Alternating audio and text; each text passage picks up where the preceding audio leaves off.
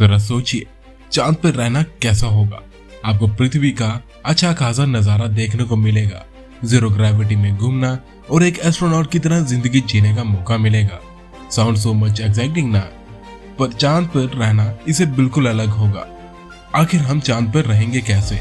कौन सा देश चांद पर अपना बेस बना पाएगा और कौन सी चीज चांद पर हमारे लिए दुश्मन का काम करेगी? आप देख रहे हैं AIO नॉलेज और आज हम आपको चांद पर कैसे बच सकते हैं इसके बारे में बताएंगे। जैसे अमेरिका ने 1969 को अपने कदम चांद पर सबसे पहले रखे थे, तो इंसान ठीक वैसे ही एक बार फिर चांद पर लैंड होंगे, पर इस बार वापस आने के लिए नहीं बल्कि बसने के लिए।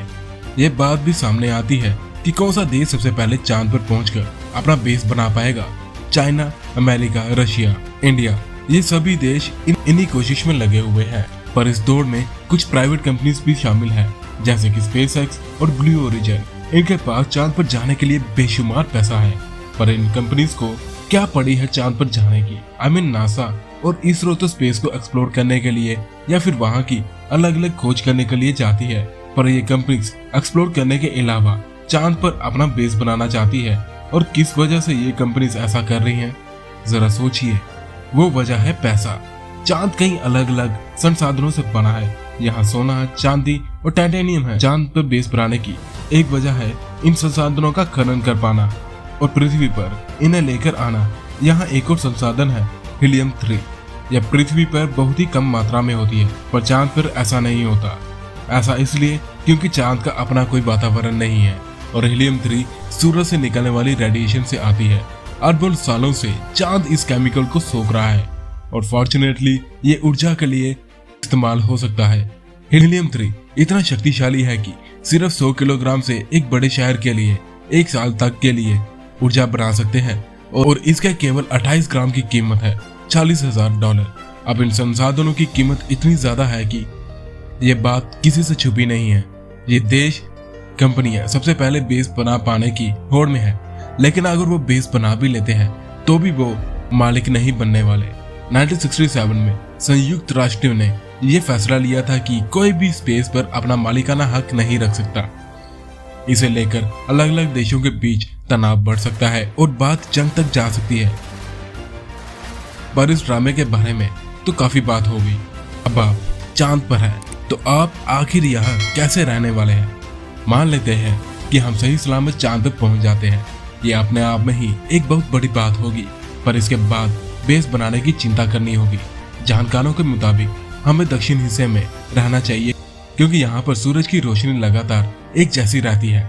यहाँ बर्फ से गिरे बड़े बड़े हिस्से भी हैं जो पैदावार के काम आ सकते हैं। चांद के कुछ और भी हिस्से हैं जहाँ लगभग 1 महीने के लिए जरा सी भी रोशनी नहीं आती।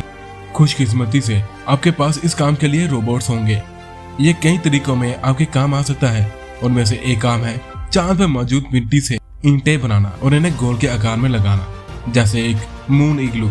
ये चांद तक जाने को आसान बना लेगा, क्योंकि हमें बेस बनाने के लिए सारी चीजें पृथ्वी से नहीं ले जानी पड़ेगी। लेकिन आप ज्यादा फैंसी बेस की कल्पना तो मत ही करें। ज्यादा संभव है कि ये सतह के कई मीटर नीचे हो, ताकि आप सूरज की रेडिएशन से बच सकें। अब बात करते हैं, अब खाएंगे क्या?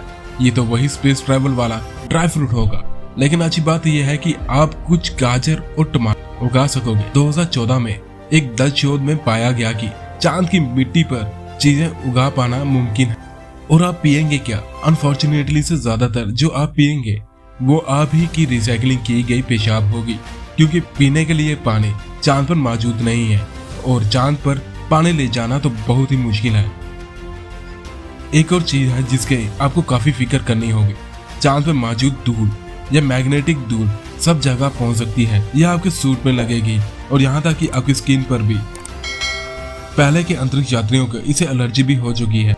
चांद की मिट्टी शार्प भी होती है, मतलब कि अगर आप इसे गलती से निगल लेते हो तो आपको बहुत बड़ी समस्या हो सकती है। लेकिन चांद की धूल की चिंता केवल इंसानों तक सीमित नहीं है, ये मशीनों के अंदर भी जा सकती है, जिसे ये मशीनें ओवरहीट हो जाएंगी। इससे पहले कि हम चांद पर बसे, ये एक बड़ी समस्या है जिसका हमें हल निकालना हो। इन सभी मुद्दों से जहन में एक सवाल आता है, क्या आप चांद पर बसने वाले पहले शख्स होना चाहोगे?